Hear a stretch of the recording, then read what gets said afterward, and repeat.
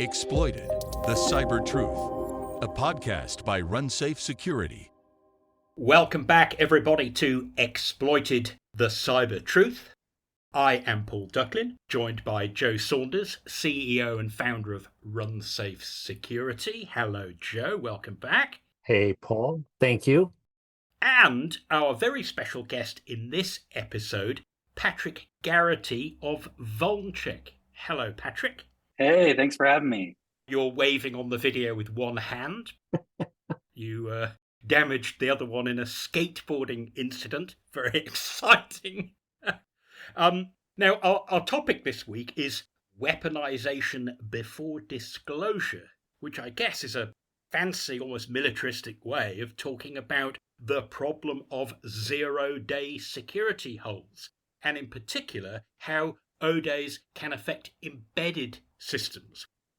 To set the scene on all of that, Patrick, why don't you tell our listeners how you got into cybersecurity research, as well as what you do at VulnCheck, and for that matter, why it is important. I've been in cybersecurity helping build companies over the last 12 years. Originally started working at a managed service provider. I think it was 2021 when we started to see Log4j and some of the exchange vulnerabilities. Joe, it's come up again. It's the one that nobody in cybersecurity can ever forget. It was just so troublesome because nobody knew where it was in anybody's organization, let alone their own. Yeah, and I think the exchange vulnerabilities in 2021, I was working more on the detection and response side. And naturally, you saw people moving from credential compromise, which is still going on, and exploitation, obviously, over the last couple of years has risen significantly and became a really top tool in the attacker's tool belt. Yeah, I saw an opportunity to work in the VM space, and everyone laughed at me at the time because they were like, who cares about vulnerability management?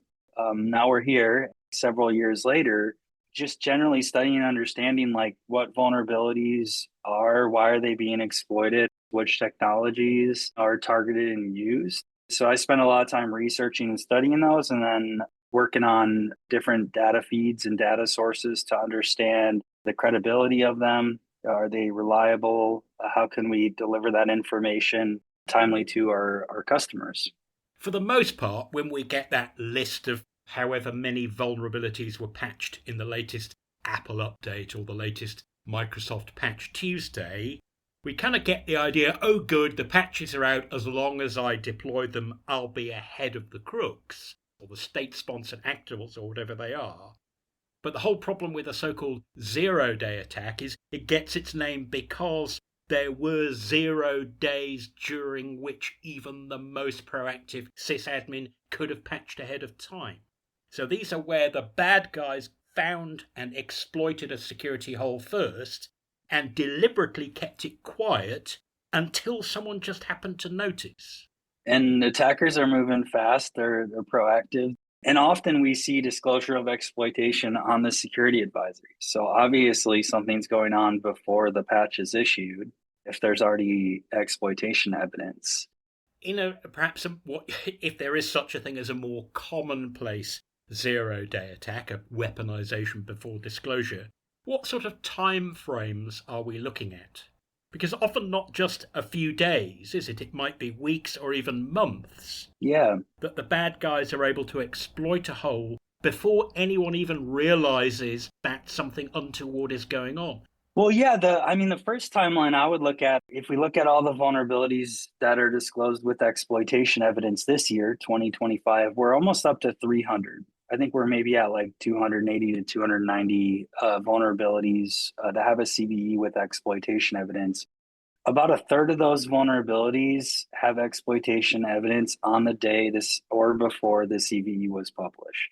So what that tells me is attackers are moving fast. They're very opportunistic, discovering vulnerabilities in a multitude of different products and acting quickly. A lot of times it could take days, months, years even before someone discovers a vulnerability exists or is being exploited. We still see even older vulnerabilities that are exploited for the first time. So there's a factor of detection that goes on there as well. Does the organization, the product have a capability to detect exploitation? Most don't. If a third of the ones that are determined to be exploited in the wild are in fact known to be exploited on the day the vulnerability is being issued, there's probably a lot more that we just don't know about, is the real reality.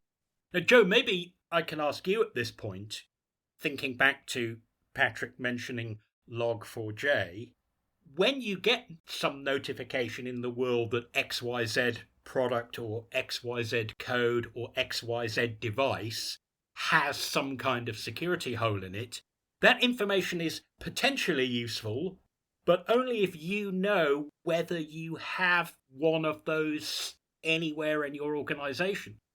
So how do you go about finding out what you've got and where, particularly in today's environments where you've got a mixture of IT systems that are interconnected to your embedded devices and your OT systems, all in this giant interacting network? Where do you start?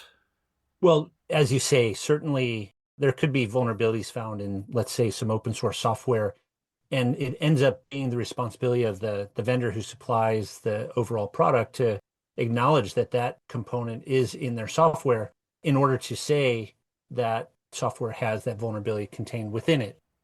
And so if it's not the vendor issuing the disclosure, and like in Log4j, it was found to be in an open source component, some folks, the end users, the asset owners, people who manage the technology that gets deployed in infrastructure, they won't necessarily know if they have that underlying component in the software to begin with, as you suggest.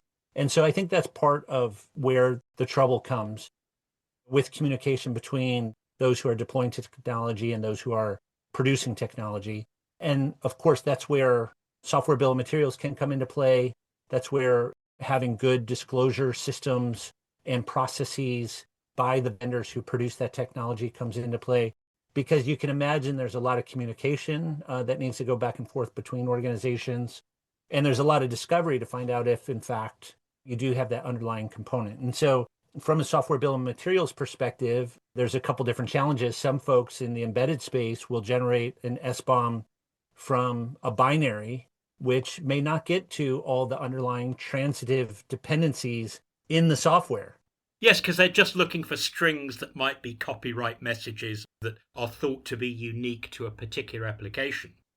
But it won't necessarily tell you about the 10 or 30 or 500 other software components that got sucked in at the time that the product was actually built. Right. So you could rely on heuristics to assume what packages and libraries are in the software. But for embedded systems, knowing exactly what goes into the binary, as you say, at build time, gives you a complete view and a complete view of the dependency tree and the transitive dependencies. It's a tricky problem. That's why we pay a lot of money for security researchers to look for things, and we hope they can find them. But there's other things I think organizations are starting to do, and certainly SBOM can help when, in fact, it's produced to provide that complete and accurate record of what goes into the software to begin with. So, Joe, just to explain for our listeners the idea of a transitive dependency, don't panic if you can't remember transitivity, etc., from your high school mathematics. Loosely speaking, the idea is that if A depends on B, and it just so happens that B depends on C, then transitively, A depends on C whether you like it or not. And so if you only know about the first step in that chain, then you may not realize, as you say, that the product you're using actually depends on a whole web of other stuff in a giant source code tree beneath it.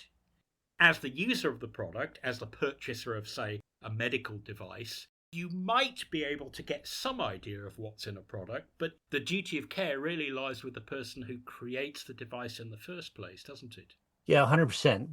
And if you gather the information at build time, then you have some visibility into those third-party libraries and other things that get pulled in that ultimately comprise those binaries.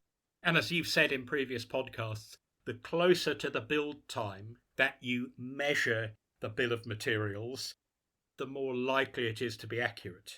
So if you just take a list of all the software components that you have in the cupboard at home, then you may overestimate what's in there and cause people to waste time looking for things that aren't there. But if you just rely on tasting the cake after it's been baked and going, Yeah, probably got cumin in there. You might miss some of the more subtle ingredients. And guess what, though, Paul? As we talk about some of those subtle ingredients, going back to Patrick's point, those who are administering exploits and doing the research are well funded, and they might be finding those weaknesses even when the people who have deployed the software don't know they're there.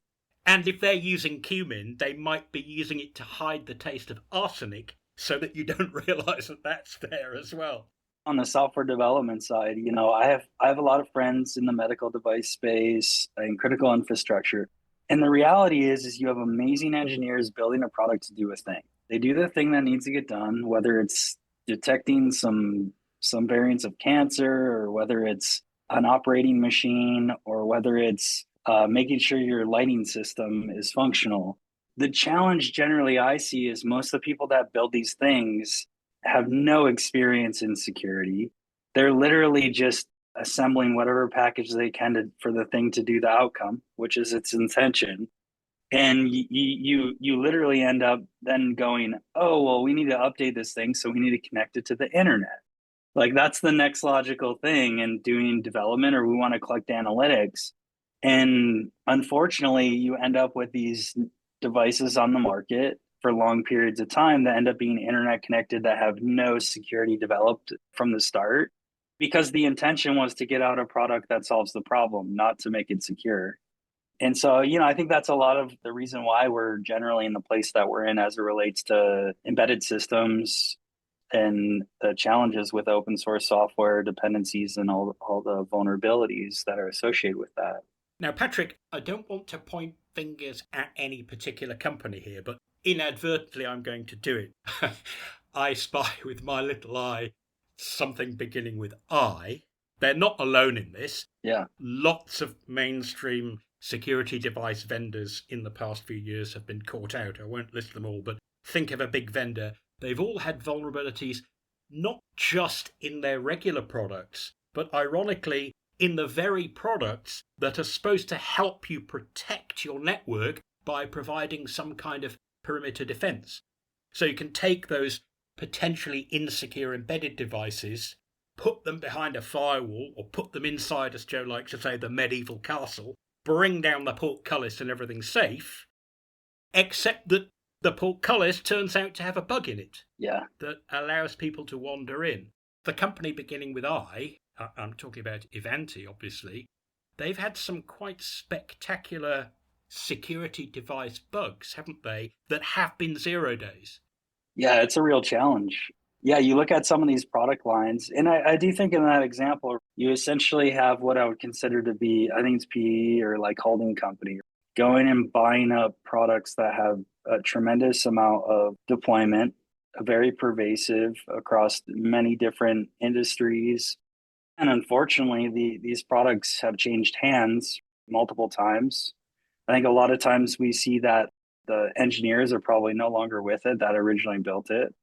You might have turned over engineering teams multiple times.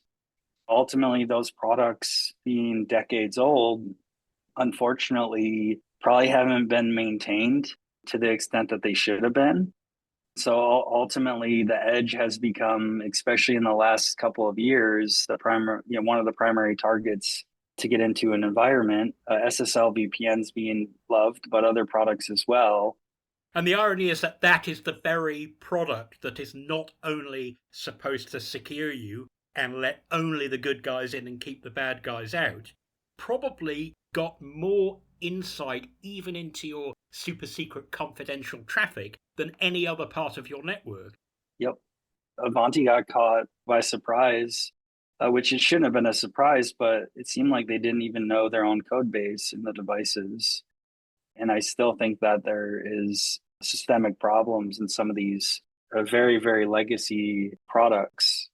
So, Joe, in this case, it sounds like a very special example of not knowing your own software bill of materials. If the response is, oh, that was some open source thing we had that we didn't even realize was in the product. Yet if you're selling it, you really ought to know that, shouldn't you? If you care about what we've referred to in the past as secure by design, you aim to make it secure rather than you wait for problems to be found and then try and paper over the cracks later. Yeah, absolutely. I'll point out there's other dimensions. Patrick talked about detection on devices and looking, even for anomalous behavior. And some of those things can be software crashes that are unintended and look like bugs, but in fact might be malicious activity causing a crash on a device. And so I do think a form of monitoring and even monitoring for software crashes is a good practice for folks that are managing these devices. Yes. And also building in security or adding security onto those devices, especially when nation states are involved. And if there was a country that begins with C involved in Avanti exploitation, you can assume that they're well-funded and looking for collecting information to advance intelligence objectives and other things. There's a lot here, and there's a lot of well-funded adversaries and nefarious actors. What it means is there's a whole slew of approaches and techniques to increase your resilience of your devices. So, Patrick, what can software and hardware companies that aren't really innovators themselves, but are really, as you say, holding companies that buy up popular products and build them into a suite, what can they do to make sure that they're not just living with the sins of the past? I think a lot more due diligence is one of them. And this applies to the OT space, which is very common as well. I think there's generally a lack of due diligence on the product security side to understand, is there good discipline? What does the code base look like? Do you have SBOMs? What vulnerabilities exist? Do you have good discipline around vulnerability disclosure? Are there CVEs assigned to these products? That to me is a sign of maturity. Right, because vulnerability disclosure isn't just about not being the kind of company that sweeps software bugs under the carpet and pretends they aren't there. Yep. A problem with vulnerability disclosure could indicate that you're just not doing the security research strongly enough so that you just don't realize that there's anything that needs sweeping in the first place. That's a very bad position to be in, isn't it? Almost worse. If you're on the investment side, I went through an acquisition with Duo. We got acquired by Cisco, and the amount of due diligence they did on the security side was pretty significant. A big part of the process in that acquisition, ensuring they were acquiring something that was going to be secure for their customers.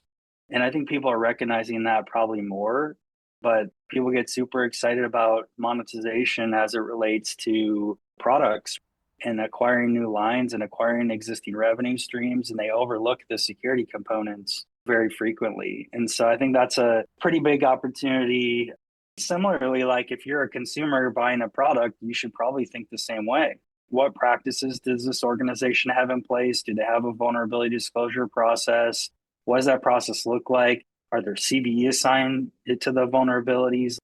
Naturally, that's going to show you an aspect of maturity. Just because a CVE exists or is being exploited doesn't mean the software is necessarily bad. I think that can be also a signal that there's some level of maturity from a product perspective. Generally speaking, if you're going to be spending money with a product company, often in negotiation, you can ask to get broader visibility. When you're buying a product is the best time to negotiate the transparency and the information you're going to receive from that customer. So it's not all about the amazing medical imaging and the fantastic super low power valve control. It's also about how safe is this going to be in a week, a month, a year, a decade, perhaps even longer. Yeah. Joe, there's no reason why a well-designed embedded device that is not a general purpose computer shouldn't be able to be capitalized over decades, is there? Yeah, and you want that device to remain safe over that period of time and last a long time, so that those that are buying those components and those gadgets and those devices know that they're going to be around for a long time, because it is what makes infrastructure operate. With that, I do think, as Patrick says, asking those questions up front: what are your practices? How do you respond to incidents? How do you patch software? And what other technology or what other security you build in to ensure that you can prevent exploitation in the first place? And so I think all of those things are fair questions. And as we've talked about, and what Patrick's getting at is the notion of the discipline of secure by demand. So that means asking the right questions, not because you're trying to be difficult, not because you just want the price to drop. You actually want to buy a product that is safe now, will probably be promptly fixed if there are problems in the future, and that will last you, particularly in an embedded device, not just for the 3 years of a typical laptop, but maybe for 10, 15, 20, 25 years, like a pump room control system. Exactly right.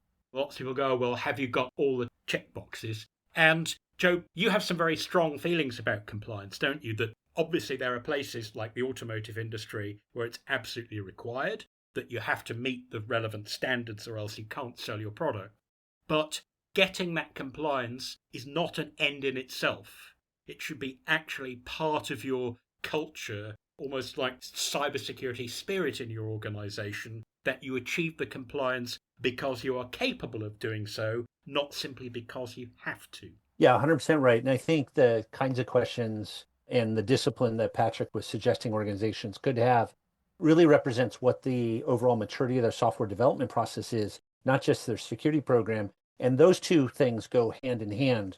And when it comes to safety in these industries, let's say it's autonomous driving or safety of flight, or even in industrial automation facilities, there is a significant consequence. And so there is always then risk that something could go wrong. And with that, if you're simply trying to check the boxes for compliance, you might be missing an opportunity. And the opportunity is to embrace more mature software development practices, incorporate security into it, and have a more complete process so that your software has higher quality, fewer bugs, and most likely then a lower risk of exploitation, or if there are vulnerabilities discovered, a faster time in mitigating or resolving those vulnerabilities. So this is a whole new, different way of looking at that famous, embrace, extend, extinguish metaphor. Embrace cybersecurity, extend it through your entire software development lifecycle, and extinguish bugs before they get into the software, into the field, rather than rely almost entirely on bodging over them afterwards when somebody who could be a state-sponsored actor finds them and you find out about them in the wrong sort of way. There is one other thing I think that's a big deal that's come in the CRA and NIS2 in Europe. The reality is this is not going to become optional anymore for organizations doing business in Europe. Just to be clear, that's the Cyber Resilience Act in the European Union. Yes. It's not optional, and with good reason. Yeah, most products and companies that are substantial are doing business in Europe. So from my standpoint, these requirements are mandated, and it's required to do disclosure. It's required to disclose exploitation evidence. You have to do it in very quick timeframes to provide visibility downstream to consumers that products being exploited. People need to know that they need to get mitigating controls in place or other things. And so I think naturally some of the things we're talking about, we're just going to see faster time to disclosure, more exploitation evidence, more transparency, generally speaking. You should be really mindful if you are already doing business in Europe or plan to go to Europe, you're going to have to take this stuff a lot more seriously than historically you have been. And this is not just the governments of Europe being touchy or wielding their power or showing off, is it? As Joe has put it before, it's kind of like the stick for those companies with whom the carrot has not worked. Yeah. You owe it to your customers to know what ingredients go into the recipe. And if you won't do it yourself, then you're going to have to come to the party anyway. And you have to continue maintaining the products with free security updates for 5 years from the point of when you end of life them. So there's just a lot of things that are good that the consumer should have been getting for years now. Probably going to be a little bit of a mess, but I'm looking forward to it. But Joe, as you've said in the past about the CRA, it is perfectly reasonable for somebody who's going to invest in a product that they would like to use for, say, N years, to be told unequivocally up front that it will be supported for those N years. And it should never become a sales gimmick for the vendor to say, oh, well, to get the patches, we've got a much more secure product, but you'll have to buy all over again.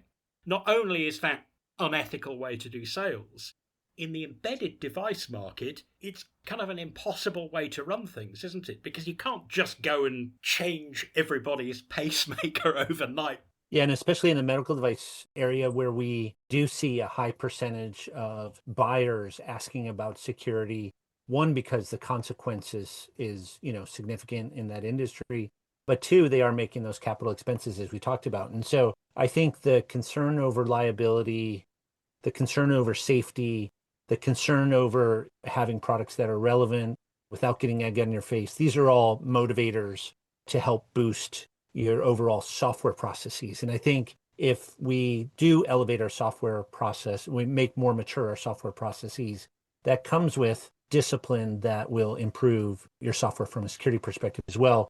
And that ends up being a differentiator. It could be a differentiator in the short term. It'll be certainly table stakes for doing business going forward. But in the end, it's important for the end users to know that their devices will be relevant and not compromised. So to finish up, gentlemen, maybe I can ask either or both of you one last question. And that is, if you had to give our listeners one key piece of advice about how they could adapt or rethink their approach to intelligence about vulnerabilities and what to do about them, what would you say? Driving vendor accountability, I think, is a big one.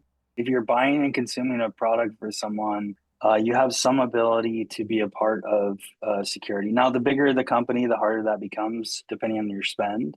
But I think that's one takeaway that can drive a lot of proper behavior regarding the greater good. And then segmenting things off the internet. Like, generally speaking, not everything needs to be internet connected.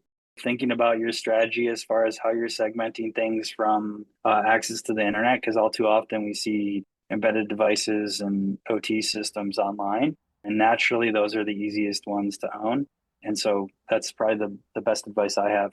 And if you are going to do that segmentation, the firewall/secure router/segmentation product that you choose, you really need to apply secure by demand to that. So you don't get into the eventy situation where the product that's supposed to keep you secure is actually the thing that's introducing an exploitable vulnerability. I think on that note too, I generally advise people, it's like, you probably don't want to buy the security add-on or security product that does that from the OT vendor. That's not their core business. Do your due diligence.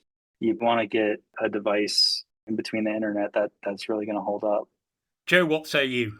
Well, I like the idea of embracing disclosures. And when you do that, you have to answer a bunch of other questions. When you do disclose something, how are you going to resolve it? How are you going to share it? How are you going to communicate it? And so I do like the idea of if you're committed to disclosing your vulnerabilities, your entire organization is going to be committed to all the repercussions when something does get disclosed. And when you do that, you actually get ahead of the game instead of becoming reactionary. Exactly. Yep. It's not a sign of weakness that you confront your own weaknesses and repair them proactively for the future, is it? And I do think building security into your products, naturally you can have other defenses to it, but I do think if you can build security into the products and eliminate exploitation of an entire class of vulnerabilities, then certainly that can extend the life of the products and maintain resilience. But it also can have operational impact. I'm delighted that RunSafe is a partner with VulnCheck, and Patrick's on the front lines with people out in the industry talking about vulnerabilities and all of that. And VulnCheck's a great company, and we love working with VulnCheck here at RunSafe. I just want to put that plug in. Thanks. It's awesome working with RunSafe as well.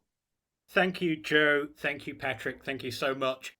Very deep thoughts about all of this stuff. But I think the key takeaway is don't delay.